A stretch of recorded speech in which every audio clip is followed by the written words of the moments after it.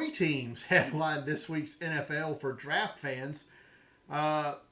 Did the Dolphins really score 70 points against Denver last week?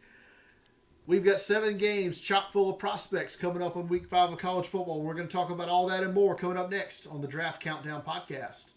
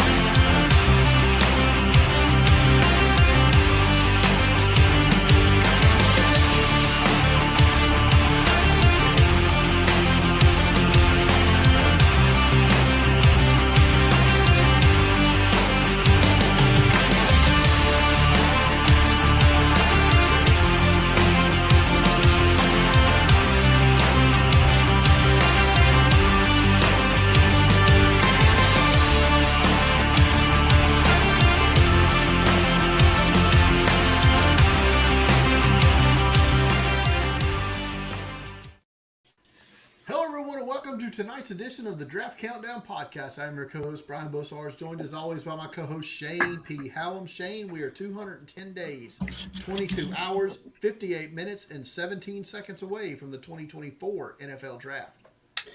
I think things are getting a little bit clearer here. We're almost 20% of the way through the college season. It's going by fast, and now we get into some big conference play this week. So I'm excited to talk about these games and break down some of these prospects. Yeah, I mean it's getting kind of close. When do we switch over to the actual NFL standings for our mock drafting, Shane? What's the official timeline on that? Yeah, I think my next one I'm doing it. I think it's time. Like I after week 1, I think it was my last mock. I'm like, I can't do it yet. It's just kind of random, But I think we'll start that. I mean, remember last year we had the Bengals drafted number 1 overall for a while. Like they made it to the AFC Championship, so you got to wait a little bit now, I think. Yeah, we'll pace yourself. I got a mock draft coming up Monday. I think I'm still going to use the reverse Super Bowl odds on mine this week, and then when Shane you drop, you'll have a 7 coming up the week after that. So that's when we'll switch over. But if you're watching live in the chat, you've got a question or a comment, please drop it in there and we'll discuss it. If it's a question, we'll talk about it at the end of the show. If you're coming across the channel for the first time, go ahead and hit that subscribe button on there and like the videos and hit the notification bell so you get notified when we go live each and every week. And if you are also if you have questions, you can send them to Twitter at Draft Countdown, or you can go to our Discord, and there's a link to our Discord on draftcountdown.com, the top right corner of the search bar there. There's a link, click that. We always have good discussions, especially while there's games on Saturday and Sunday. A lot of good discussion in the Discord channel there. But quickly, before we get into the main crux of the show tonight, a couple of injuries and stuff to talk about, college football-wise at least, and one NFL. I guess we'll talk about Nick Chubb first. It seems that was not near as bad as everybody thought, just a tear of the MCL. Is that right? Yeah, which surprising. They said the ACL kind of bent and twisted, but did not tear it, which is crazy when you watch that clip. Yeah, so good for him and good for the Cleveland Browns that he's not going to miss more than just this season. I guess college football, Texas Tech quarterback Tyler Shog, he's out for the year, right? Already been kind of a bum start for Texas Tech. Everybody thought they might be a sleeper team in college football this year, and they're 1-3. Yeah. I mean, it's been kind of a snake bitten program. They've had a lot of quarterback injuries the past couple years. Tyler Shock's a guy I really liked years ago before he transferred there, even, and just has the physical tools, but never has worked out. Another big quarterback injury announced today. Texas A&M's younger quarterback Connor Wegman is out, but that means draft prospect Max Johnson is back in. Is that good, bad, or indifferent, Shane? Connor Wegman's my number 3 quarterback in 2025, and I think was making a strong push for the number 2 quarterback in the class. I mean, he's a legit NFL talent. So I think losing that to Max Johnson, who I think is a good college quarterback. I think he played well last week. And, his dad is Brad Johnson, if you remember that name, from Tampa Bay back in the day. So we'll see what he does. Yeah, and not an injury per se, but a tight end prospect. I know you at least, and we both kind of thought a little highly of Michael Trigg from Mississippi. No longer on the team, it appears. Yeah, it looks like he's leaving Mississippi. A guy that broke out as a freshman at USC with Jackson Dart, his current quarterback, and that was before Lincoln Riley went there. So they both transferred to Mississippi, try to kind of recreate that magic. Both, and Trigg especially, had a really down year last year, dealt with injuries, wasn't effective, came back this season and barely made a dent. So I don't know what the future holds, but the NFL looks like a far, far distance away from Michael Trigg at this point. Yeah, so we'll see how that happens. And also see, like, if he is indeed transferring, I mean, how will the NCAA rule on him? You know, we've seen the highly publicized deal with Tez Johnson at North Carolina. So Tez Walker, I'm sorry, at North Carolina. So we'll see how they, if he does indeed end up transferring or enters in. We'll see, I guess, with Michael Trigg. This was a week in the NFL. A lot of just beatdowns. None more so than the Miami Dolphins dropping 70 points on Denver, 70-20. What is your reaction when you see that score go across? It's something's different about this team, right? I mean, the NFL defenses are NFL defenses. It's the most points a team scored since 1966. Something's different about the Dolphins, and when you see the list of the 6 fastest, GPS players in the NFL this year, they're all Dolphins. It's Tyreek Hill, Devon Achane. Saying that correctly, he corrected the pronunciation of his name that we've been calling him all year last year. The rookie out of Texas A&M. I've been doing this for 4 years now, and he now decides to correct everybody. So he was on there twice just for this past week, just for this game. So the speed of the Miami Dolphins. We always talk about speed in the NFL draft. I think it's the example of why teams won it. What I think sets this whole thing apart for the Dolphins and their head coach Mike McDaniel and their GM there, is it Chris Greer? Mm-hmm. What they've done is they saw what Tua Tagovailoa was good at in college. They drafted him. Then they set up all the pieces around him to do what he does successfully. And this is a lesson that a lot of NFL teams should take heart and take heed in. And that includes one of the teams we're about to talk about in just a second. But you basically, at Alabama, he basically had the 4x100 relay team at the wide receiver position. Miami has replicated that seemingly here with Hill, with Waddle, who didn't even play this week, by the way. Right, wasn't even in the game. 70-point. And then with Achane and Raheem Mostert, who are 2 of the fastest running backs in the league. And Jeff Wilson, who's on IR. Yeah. Yeah. Who's also super fast. So it's like you've surrounded them with these players and the other receivers they have as well. So you take that and build the talent around the quarterback and how he'll be successful. And then guess what? 9 times out of 10, you're going to be successful too. And Miami is starting to prove that here with their 3-0 start, and they're probably one of the best teams in the NFL right now, I would say, after 3 weeks. I mean, they're definitely top 5, and I think maybe top 2. Yeah, I think you can argue with the 49ers. The Dolphins just played out of their mind. So I'm excited to see, because they amped up that defense this year, even with some injuries. The defense is playing well. I think the Dolphins are going to be a real contender. Well, let's talk about some teams who are not contenders. And they're both playing. They're all 4-0. This is wild, right? There's the NFL script is written so well this year. I'm telling you, so well. But there's 4-0-3 teams coming into week 4 of the NFL, and they all play each other. The Carolina Panthers 0-3, playing the Minnesota Vikings 0-3. The Chicago Bears 0-3, play the Denver Broncos 0-3. What's wild here, though, is if Chicago and Carolina both lose, that would mean the projected number 1 and 2 picks in the draft would both belong to Chicago Bears. And look, people got on us for, at least me, I don't know about you, but for the preseason mock drafts because we took the Super Bowl odds and it was Arizona picking 1 and 2 because they had Houston's pick. But now maybe it's going to be a reality with Chicago. I think both those teams are underdogs in their respective games.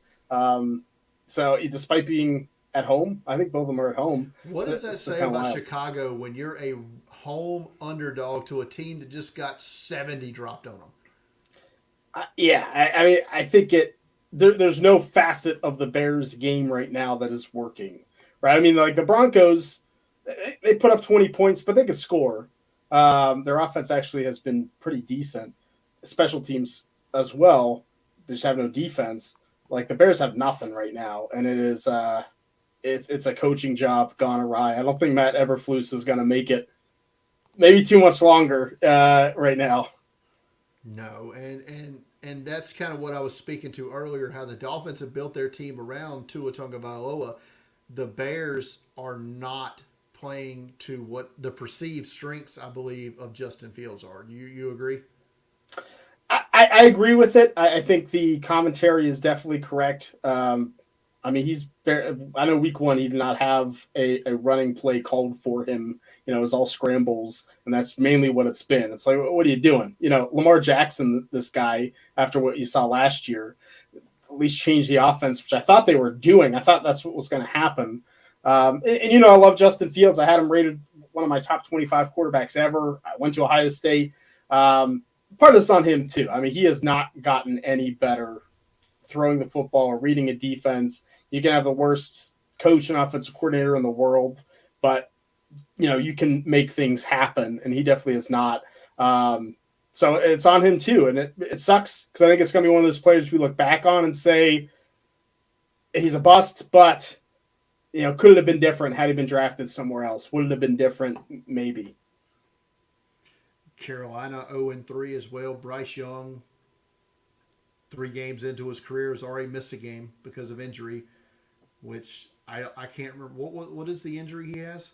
Is it an ankle? Yeah, he was back in practice today, so it seemed like it was fine. But yeah, I thought it was like an ankle, something like that. But that was a concern I think we all had, was his frame and would he be able to hold up? And 2 games into his career, he's already missed a game. So that's not ideal. Minnesota maybe a little surprising here at 0-3. If I'm them right now, I'm just saying screw it. We're done. I'm calling New York. Hey, what will you give me for Cousins here? And let's just move on with life.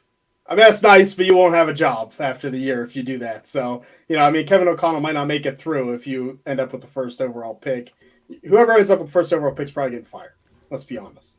Like, that's probably what's happening here. So I don't think you can quite give up. Unless it's Denver, because I don't think they're going to fire Sean Payton. I guess they can't get out of Payton. But the Vikings last year won all those 1-score games. Every game they've lost this year has been a 1-score game. They're just regressing to the mean, as they say. Yeah, it's just going the other way. Some of the luck. Yeah, so they're not as bad. They're not 0-3 as bad as it seems. Whereas Chicago is as bad as they seem at 0-3. They're not, but there's some the Vikings secondary and offensive line, and there's some bad parts of Minnesota too. So we'll see. At least the Bengals aren't being discussed here at 0-3, so I can. You're close. You're close. It's close. But we don't have. I don't have that at least to hang my hat. But other things, but not that. All right. Let's look back at week 4 of college football, and this, as we do every week, we talk about the best prospects we watch from the games that we watched the week before, and I feel like I had easy choices here for my offense and defensive players of the week this week. And I'll start on offense, and it was Cam Ward, the quarterback for Washington State.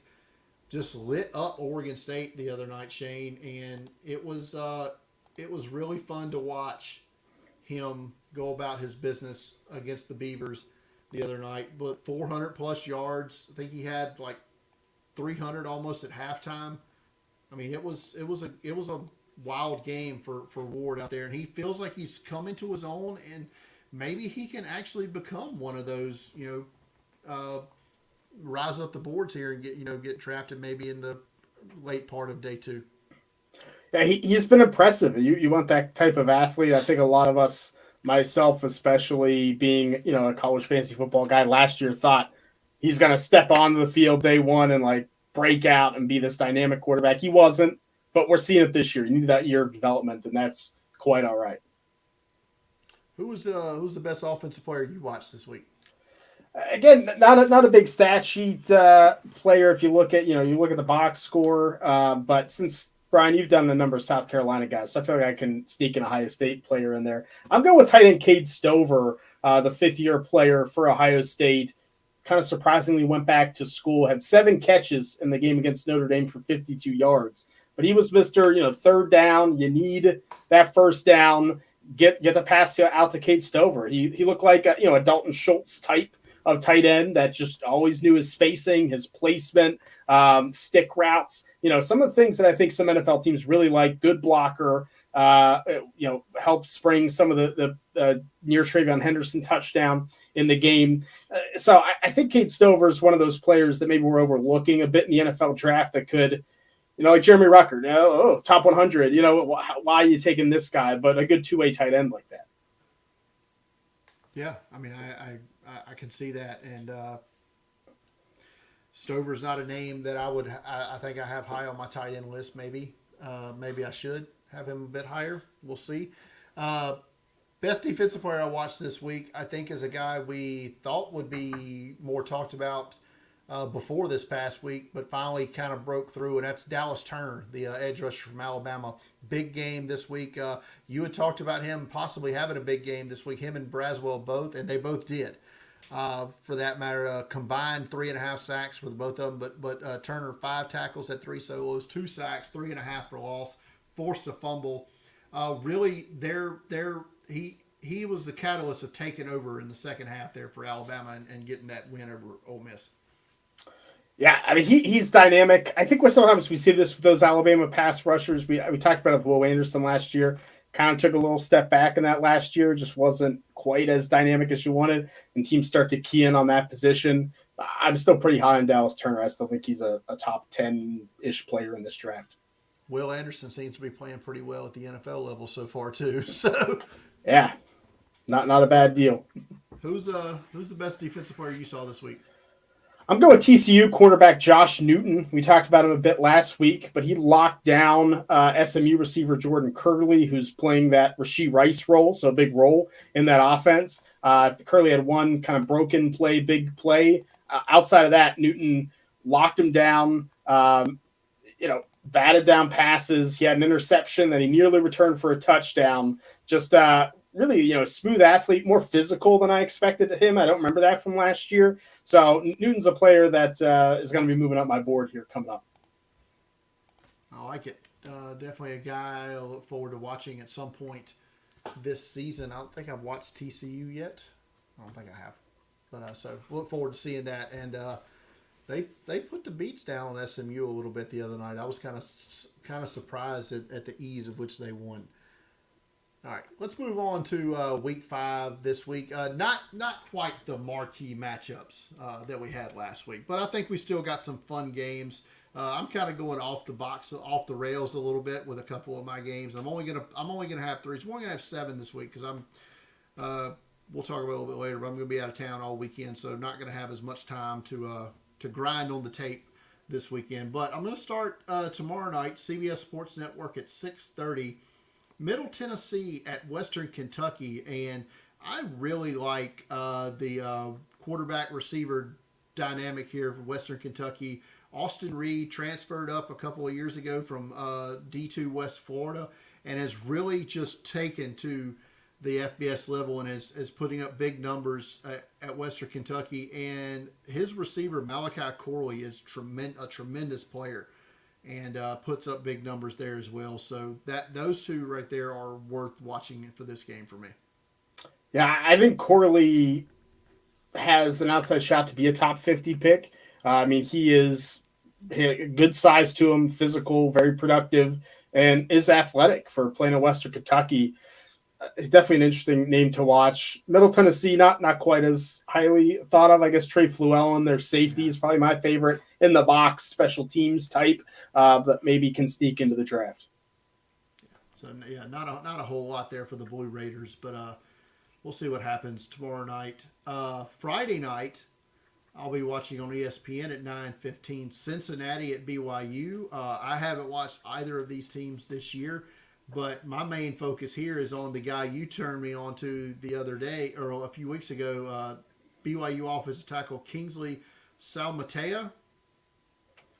Look forward to him. And I also like their linebacker Ben Bywater as well as a guy I think can be drafted at some point in the NFL. Cincinnati, the talent is down there this year, right? I think we've seen that, especially offensively. They are struggling. Only put up 6 on Oklahoma this past week, but they have a stud on the interior of their defensive line, and Dante Corleone. Yeah, he's good. He is disruptive. I'm excited to see what BYU does against him. I also like Isaac Rex, BYU's tight end. Nice, soft hands catcher is intriguing, maybe as kind of a taxi squad or practice squad NFL type of player. And Tyler Batty, their edge rusher, someone that I really liked as a true freshman, kind of fell back. He's having a good year so far this season, so keep an eye on him too. I will do it. 11 a.m. on Saturday, Shane, big noon kickoff on Fox. Colorado kind of got knocked back down to earth a little bit last week, right? Got just spanked by Oregon in a game that I watched, and I don't know that they're going to meet the defensive resistance that they did last week. No, they're not. this week. But anxious to see how this goes. This is your second go at Caleb Williams. You watched him against San Jose State, I believe, in week 0. So you'll see Caleb Williams. I don't think he's going to meet much resistance from the Colorado defense either. So this could be one of them shooty out games there.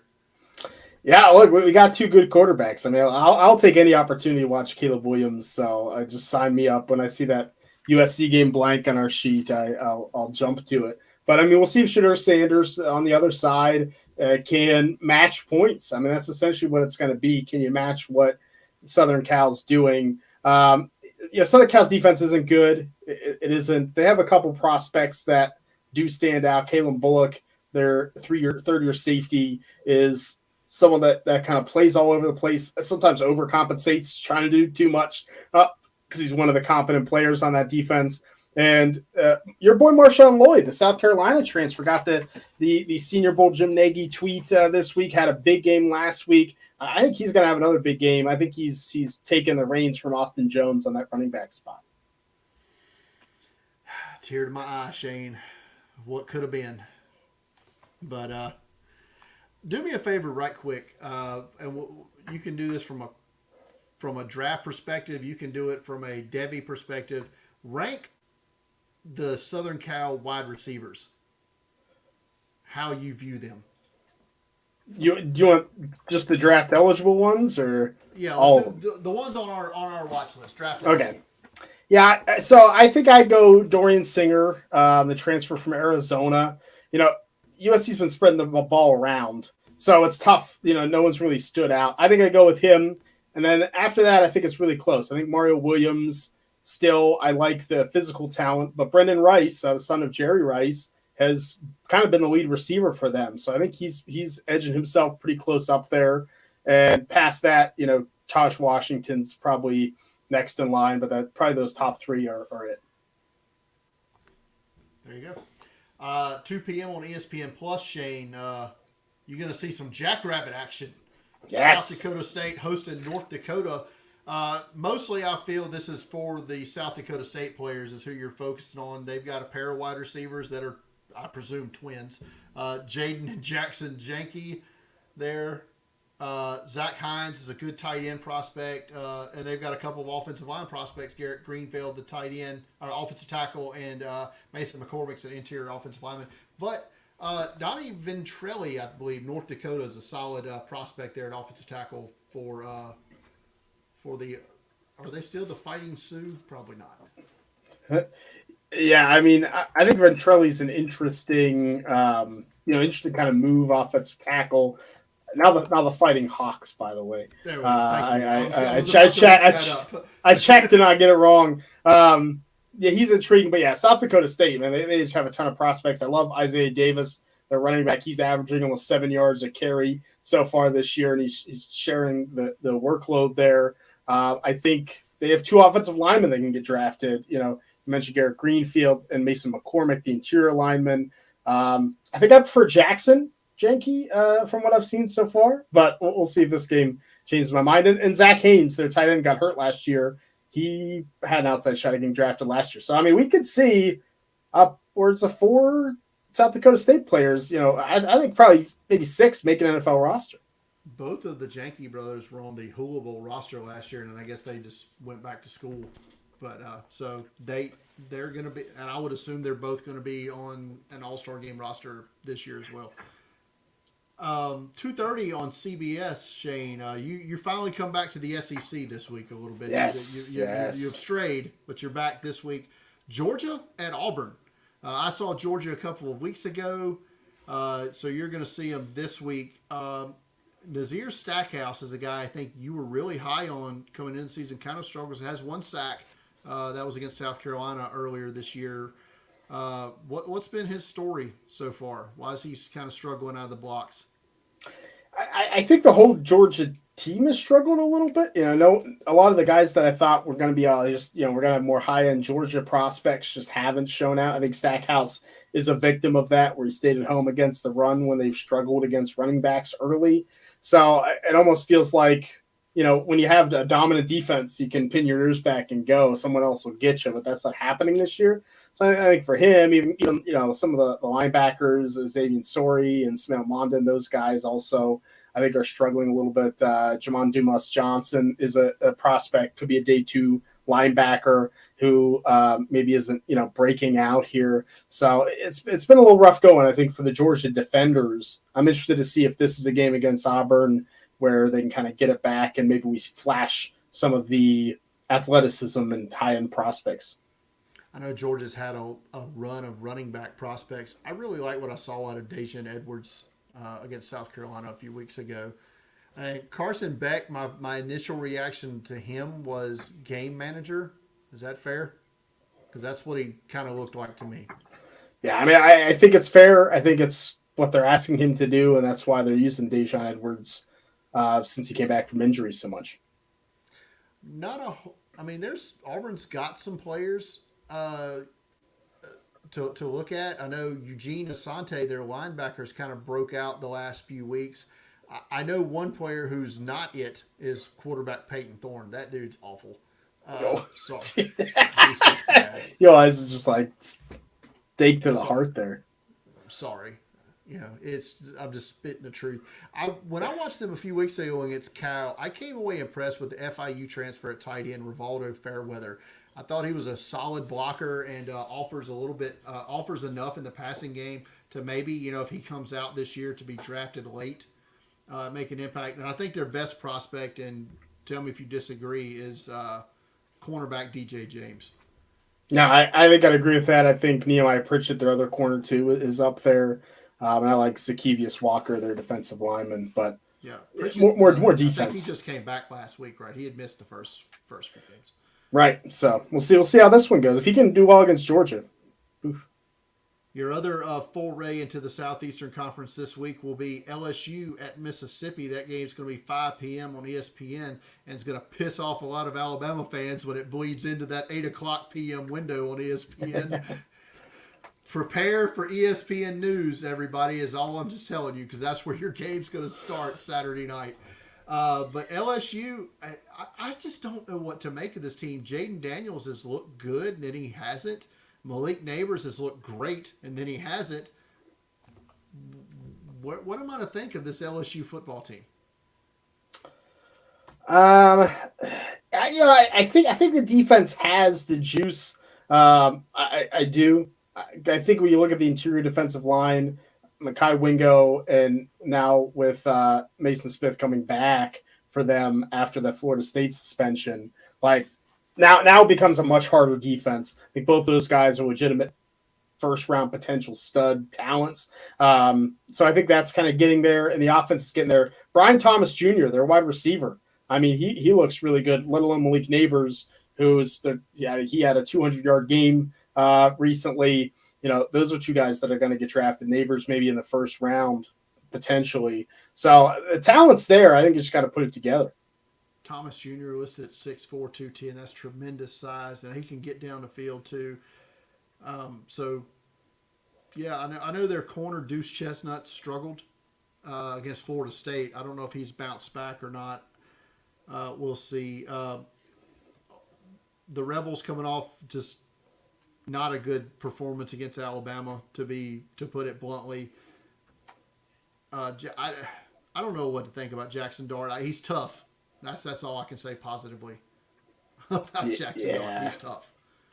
Yeah, I don't think he's an NFL prospect. It's funny, a lot of the players on that offense that I thought, maybe they have a shot to be NFL guys have kind of fallen off. But I do like Jeremy James, their interior lineman, maybe as a late round guard that can pull in his own scheme. Has Zachary Franklin played? I don't know if he has played. He was hurt. I think coming into the year, there were some questions with that. It looks like he has one catch. He played last week against Alabama. That was his first game. So maybe he's finally working back in. I was impressed with the receiving ability of Ulysses Bentley IV against Alabama. I thought he stood out in that. I'm ready to play Spencer Sanders. It's just me, but I liked him last year. Yeah. Wrap it up now. 6:30 p.m. on the SEC Network. I will be watching South Carolina at Tennessee because if I'm only going to watch a handful of games, South Carolina is going to be one of the ones I'm going to watch. But I'll be more focused this week on the Tennessee prospect side of things, and I guess that starts and stops with Joe Milton at quarterback. And can he show anything other than, hey, look, I can throw the ball 100 yards? Yeah, I mean that's the question. He really took a hit for me. Recently I was like, the physical tools, we know what those are, but watching him against Florida and just did not get it done to me in a way that made me feel like he was an NFL prospect. Their offensive tackle, their left tackle, John Campbell Jr., that cat is fun to watch out there on the set, especially in the run game. They've got some linebackers on this team. I think they've got 3 linebackers that could all play in the NFL. Aaron Beasley, Bryson Eason, and the other, where's he at? Roman Harrison. Yeah. All 3 of those guys I think could play in the NFL. Yeah, funny. Tennessee, their defense, I think, has been part of the strength this year. Anybody else you want to talk about from this game?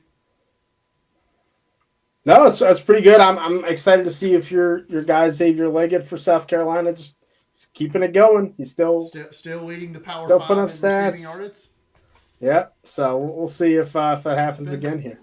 It's been fun to watch. I'll say that. Been fun to watch. But that's going to do it for our Week 5 games, and we'll come back next week and see which players stood out to us from these 7 contests. But now it's money making time, Shane, and we both made money last week. Jacksonville State easily hits the cover. UAB easily hits the cover for us both. So we're both to the plus. We're both to the good now, 3-2. And I don't know about you, Shane, but I see a good thing. I keep riding that good thing. There you go. Jacksonville State has played 4 games, 4-0 against the spread. The Fighting Rich Rods, Jacksonville State Gamecocks this week on the road Thursday night at Sam Houston State, whose offense has been horrid. They are switching to, Gunnell, the former quarterback at North Texas. He's going to get the start this week, I believe, for Sam Houston. I don't think it matters. Jacksonville State, 6.5-point favorites on the road at Sam Houston. Give me the Gamecocks of JSU, -6.5. Lock of the week. You might as well keep riding until they fall off, till it doesn't hit, right? I wonder if I'll never have time to do this study, but when you see those teams move up from FCS to FBS, I wonder if Vegas takes a while to get a hold of how good they really It are. seemed that way last year with James Madison as well. I'll say Yeah. that. Not anymore. Right. Not anymore. But James Madison was great last year. So I wonder if there's something to that. We should next year. We gotta keep an eye out for that. We will. I don't know who's transitioning up next year. I don't know. Someone's got to be, right. You would think so. Conference USA has still got spots available. Right. Kennesaw State is coming up next year. That's a good team. That's a good team. We'll mark that down because they run that goofy option too, so that might really catch people off guard. Oh man, I'm excited. I'm betting Kennesaw State hard. There we go. Who's your lock of the week this week, Shane? Like I went with a big 40-point, dog. I'm going with a close 1.5 point game here. Give me Illinois plus 1.5 at Purdue. I think Purdue is really, really bad. I think Purdue is. They have struggled. Yeah, they have and Illinois has too. I think both these teams are pretty bad teams. But Purdue barely beat Virginia Tech by a touchdown, and every other game they've lost. They lost the last two by double digits. They got crushed by Wisconsin. Illinois at least has the defense, right? We know this. We're the NFL draft guys. They have the defense. They have Jerzon Newton. They have some offensive linemen. I think Luke Altmaier's tough, the quarterback for Illinois. I think he kind of wills them to a victory, maybe rushing touchdown late to win the game. I like it. I'm going to hammer that. Illinois plus 1.5. I also like Washington at minus 18.5 at Arizona. They are putting up bonkers numbers, and there's talk that Jaden DeLaura might not play this week for Arizona. So get on it early, I guess. Get on it early. Get on it before they take it down, I guess. But no, Jacksonville State minus 6.5 at Sam Houston tomorrow night, and Illinois plus 1.5 at Purdue on Saturday are the locks of the week. So everybody go make that money this week. I hit a 3-game parlay last week too, Shane. So yeah, look, I can't remember who. I think it was Mississippi that ruined my parlay. So thought they'd cover against Bama. I had South Carolina minus 6.5. I had UAB your pick plus 42.5, and I had James Madison minus 5.5. Oh, so sick. Yeah, good stuff. Good stuff. All right, so that's going to do it this week. We're kind of keeping it like I said earlier. I've got a 5 a.m. flight to catch going to Chicago this weekend. Shane, tell me again about this. Where have I got to go eat in the Windy City right when I get off the plane? Look, my thing, it is a hardcore debate of what the best Chicago deep dish is. And I'm not a Chicago person, but Lou Malnati's was my favorite. I tried a bunch of different ones back in college when I went there a couple times, and that was the best to me. So you got to try it. Let me know how it goes. Chicago deep dish is interesting. I'll say that. 3-minute walk from the hotel is Lou Malnati's. I'll say that. So locked it up. My plan is also to go to Al's number one Italian beef, so I can get one of those hot dip sandwiches there that they're also famous for. I'm going to gain probably 5 to 6 pounds in my 3 days there in Chicago, but it'll be all right. We'll start working it back off next week. Yeah, worth it. All right, we didn't get any questions on Twitter or Discord or in the chat, so final thoughts this week, Shane. I dropped my new big board. I had 10 wide receivers in the top 50. Whew. That's wild. It is a deep class if they all come out. So I thought an offensive fantasy person like you would appreciate that. Yeah, look, I always stack up those offensive skill positions early, so I'm right there with you. I love it. Yeah, because you tend to watch more of the defensive guys and as you go along, so the list thins out as you go, and that's kind of where I'm at right now. I'm only at 125, so I haven't done the full deep dive yet. You had a 2026 mock draft, Shane. What did we learn from that? Dante Moore, the quarterback for UCLA, who had a little bit of a rough go against Utah this past week, but a legit NFL talent. Chip Kelly's offense, my number one overall player there. It's a good quarterback class, and it will be when we get to 2026. Yeah, I'm pumped for it. I really wish you could have had an opportunity to see Nicholas Harbor and put him on that list, but he hasn't played. He's played. I got a Gamecock on there, so you got to at least be happy about that. Who did you get on there? I I did got not. an offensive tackle that has been, Tree.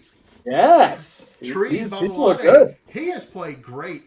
Yeah. We talked about that earlier when we recorded the Garnet Roost podcast. Me and our good buddy Nino, we talked about how their offensive line has done a complete 180.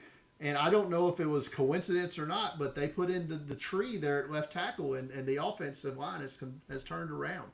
So, but yeah, I really wish that. Well, you did have Harbor in there. How about that? Oh yeah. He was on the border for me. I think I slid him in there for you. Yeah, there you go. I do appreciate that, but I really wish that they would find a way to get him on the field. And, yeah, we got a Discord question. If you want, we do. Let's get it. Here we go. With the recent first round tight ends not being real okay. So recent first round tight ends have not been real big difference makers, I think is what he's going with here. Do you think that hurts Brock Bowers come draft day? You and I were having a heated debate in our private chat about this. But yes, I think it hurts him a little bit. I don't think teams are going to be like, wow, Kyle Pitts has kind of stunk, so I'm not going to, draft Brock Bowers high. I don't think they're going to do that. But I do think Brock Bowers isn't going to fit every offense. He's not that, big blocking tight end. I think it'll be a mistake. I think he's going to be really good because he's such a good athlete and receiver. He's pretty much a big slot receiver that can run the football and do all this. So I don't think we see top 5 Brock Bowers. I think it's going to be more 10 to 20 where we see him come off the board. I did drop him down a little bit from my initial big board rankings. I dropped him down just a smidge this week. But my question is more of because like you said, he's going to have to – I think he's only going to work with certain teams that are willing to accept what he is as not a true tight end. And the size is what I think is kind of brought him down a little bit for me. Well, you were talking Kyle Pitts when we were talking before, and that was influencing your movement of him. He is going to be. I think Bowers just that was more tongue in cheek because I drafted Kyle Pitts on my fantasy team, and he's stunk it up for 3 weeks. Yeah, I got a couple of those that this is it. Kyle Pitts always great in Europe, so this is going to be a big week. I'm not putting him back in my lineup. I picked Samuel Porta up off of waivers and. Oh yeah, well yeah, start Samuel Porta. All right, that's going to do it for tonight's edition of the Draft Countdown podcast. As always, like I said, you can if you're new to the channel, please subscribe to the channel, hit the like button on the video there, and share them out and all that good stuff. If you're listening to this on the audio version of the podcast, be it on Apple Podcasts or on Spotify or wherever it is that you listen to your audio podcasts. Share it out. Give us a 5-star review, all that good stuff. We do appreciate it.